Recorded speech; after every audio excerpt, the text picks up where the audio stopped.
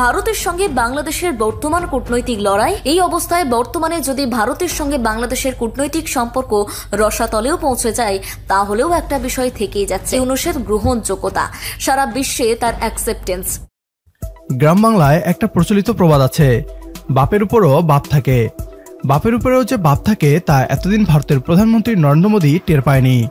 তবে বাংলাদেশ সরকারের প্রধান উপদেষ্টা ডক্টর মোহাম্মদ ইউনূস ভারতকে এবার তা টের পাওয়াচ্ছে। শ্রীলঙ্কা এবং নেপালের পর মালদ্বীপের প্রধানমন্ত্রী মুইজ্জুকে পরাজিত করে নরেন্দ্র মোদী। ভেবেছিল বাংলাদেশের অন্তর্বর্তীকালীন সরকারের প্রধান উপদেষ্টা ডক্টর মোহাম্মদ ইউনূসকেও মাথা নত করাতে বাধ্য করবে। তবে ডক্টর মোহাম্মদ ইউনূসের সামনে পরাজিত ভারতের পররাষ্ট্রনীতি।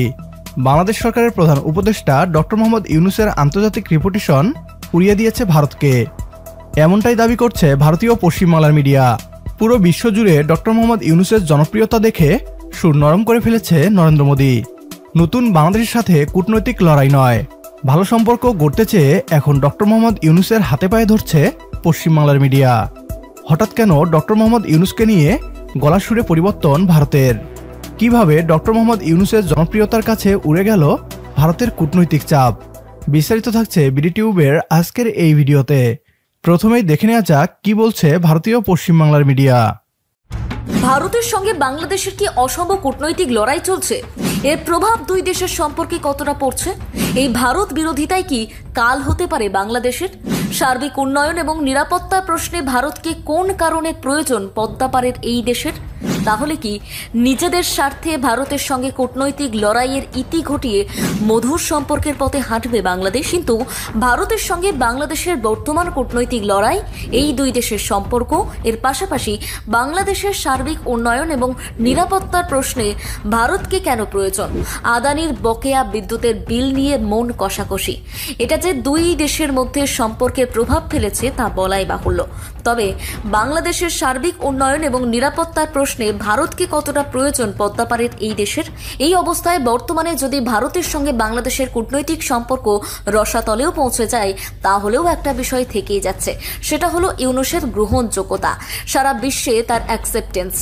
অর্থাৎ শেখ হাসিনার চেয়ে ডক্টর ইউনূসের গ্রহণযোগ্যতা বাংলাদেশকে বর্তমান অর্থনৈতিক দিক দিয়ে এগিয়ে রাখছে, কারণ বিশ্বের বিভিন্ন সংস্থা ইউনূসকে দুহাত তুলে সাহায্যে এগিয়ে এসেছে। এক কথায় এটাই তার ম্যাজিক। ডক্টর ইউনূসের হাত ধরে ভারত বাংলাদেশের কূটনীতি কোথায় যায় সেটাই এখন দেখার। ইউনূস কি পারবে ভারত বাংলাদেশের কূটনৈতিক রসায়নের মোড় ঘুরিয়ে দিতে? এতদিন ডক্টর মোহাম্মদ ইউনূসকে আমেরিকার দালাল বলে গালিগালাজ করা পশ্চিমবাংলার মিডিয়া এখন তার প্রশংসা করছে। সমগ্র বিশ্ব ডক্টর মোহাম্মদ ইউনূসের জনপ্রিয়তার গুণগান করছে। ছাত্র জনতার নতুন সরকারকে উৎখাত করার পরিকল্পনা করা ভারত হঠাৎ সুর নরম করে বাংলাদেশের সাথে কূটনৈতিক লড়াই বন্ধ করে বন্ধুত্বের বার্তা দিচ্ছে। এই পরিবর্তন এসেছে ডক্টর মোহাম্মদ ইউনূসের আন্তর্জাতিক রেপুটেশনের কারণে। ভারত বাংলাদেশের চেয়ে আকারে যতবারই দেশি হোক না কেন, ডক্টর মোহাম্মদ ইউনূস যখন কোনো কিছু বলে সমগ্র বিশ্ব তখন তা গ্রহণ করে। ভারত বুঝতে পেরেছে আন্তর্জাতিক সম্প্রদায় নরেন্দ্র মোদীকে নয়, বরং ডক্টর ইউনূসের বয়ানকেই শুনবে এবং মানবে। নেপাল, শ্রীলঙ্কা, ভুটান কিংবা মালদ্বীপের রাষ্ট্রপতি মুইজ্জুকে নাকানি চুবানি খাওয়াতে পেরেছিল ভারত, কারণ তাদের মধ্যে কেউ গ্লোবাল সেলিব্রিটি ছিলেন না। Doctor Mohammad Yunus global celebrity, ফলে তাকে নত করা অসম্ভব। এটা বুঝতে পেরেই ভারতের গলার সুর নরম হয়েছে। বাংলাদেশ বন্ধুত্ব চায়, তবে ভারত চায় গোলাম। বন্ধুত্বের নামে ভারতের গোলাম হবে না ছাত্র জনতার নতুন বাংলাদেশ।